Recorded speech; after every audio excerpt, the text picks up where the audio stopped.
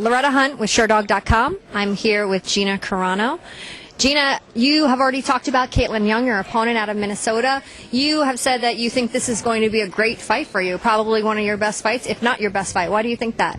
I just think that me and Kaitlin, we just match up really well, and I think she's a hell of a fighter, man. I think that she's gonna bring it, and she's been training her ass off for me, and I think, gosh, man, I have a respect for what she's put into it.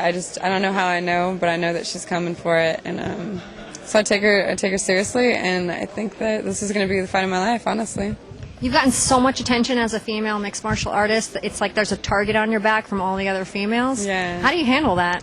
No, it's not an easy situation to be in. You know, you kind of want to like look at a female and look at somebody else and have them do it first, you know, and like have the attention be on them. That would be a lot easier to maintain, something to strive for. But everybody's trying to get my position right now, so it's definitely not the easiest situation to be in. But I think that things happen for a reason, and it's in God's hands, really. So I think, you know, if somebody's going to fight me for it, take it if you can, and I'll just continue to do my thing. Mm-hmm.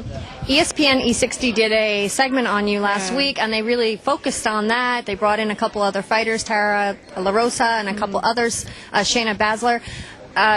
What did you think about that piece overall? I thought it was a really good piece. I liked how, you know, I can control what I say, and I can control how I came across. You know, and I don't think that those girls said anything really horrible. I think that they were just being honest, and, you know, to their credit, they should feel like that, you know, and they didn't really say anything too bad, you know. I mean, I definitely think that I don't use my sex, you know, to promote myself. I mean, I'm wearing a Transformers shirt. I dress like a 12-year-old skater boy most of the time, you know.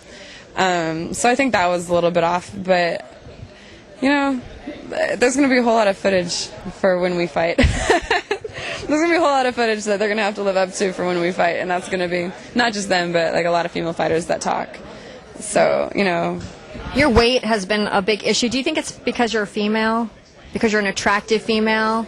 No, I don't see the men's weight being such a focus in the sport. Do you? Yeah, you know, I think that I brought some attention on it myself. You know, I've come to weigh-ins completely just out of it and exhausted. So to that, I think I brought it on myself a little bit. And you know, I balloon up and I go down, and I balloon up and I go down. You know, but that's all I'm doing. You know, I'll get it together one of these days. You know, I'm pulling it together. I'm getting more mature. I'm 26. You know, I'm growing in myself. I'm figuring out who I am. So if that's what I have to go through to learn it, then that's fine. You know, just as long as I, you know, get there, make weight, and, you know, get off and fight well. I think that, you know, whatever happens outside of that, you know, shove it. Do you think it's fair, the attention that everyone puts on your weight? You balloon up for American Gladiators, you come down for fighting. Oh, she's standing on the scale to fix her weight. She gets special treatment. Do you think that's all warranted? No, I think that people over-exaggerate and talk a little bit about stuff that they have no clue about. And I think that, you know, the second that it's something, you can see something negative in a person, you know, people and the public just love to take it and run with it.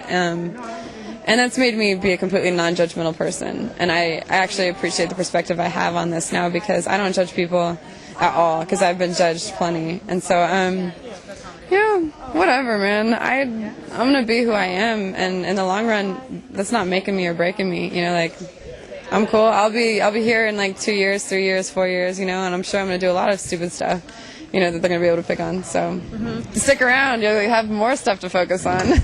You were really honest last week in the press conference. You said, God, I have not had the training I wanted to. Your opponent, Kaitlin, said, God, I think I've had 9 weeks to train for this, because as soon as I heard the rumor, I jumped right into the gym. Hearing that, did that make you nervous? No, not nervous, but I do take that serious. You know, I definitely take that serious. And that's, if anything's been feeding me to take it to the next level. So I know right at the jump off, she's just gonna bring a really tough fight, and if anything, it's prepared me more.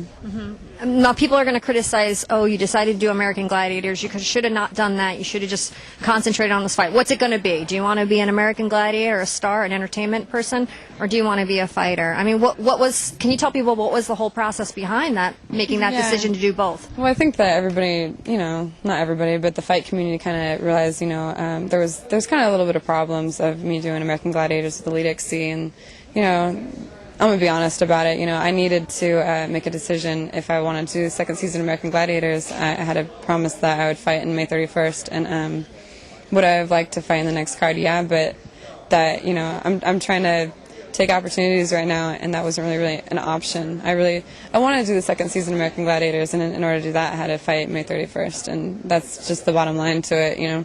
So it happens. We're going into the last week. You've left American Gladiators now 2 weeks ago. What have you been able to accomplish in the last 2 weeks to get yourself up to par? I just jumped in the gym, jumped with my people, got my fighter's mentality back. You know, the first week back, I was in like Never Neverland. I was like, what? I was in between worlds, in between the entertainment world and in between the fight world, and I didn't feel like I belonged in anything.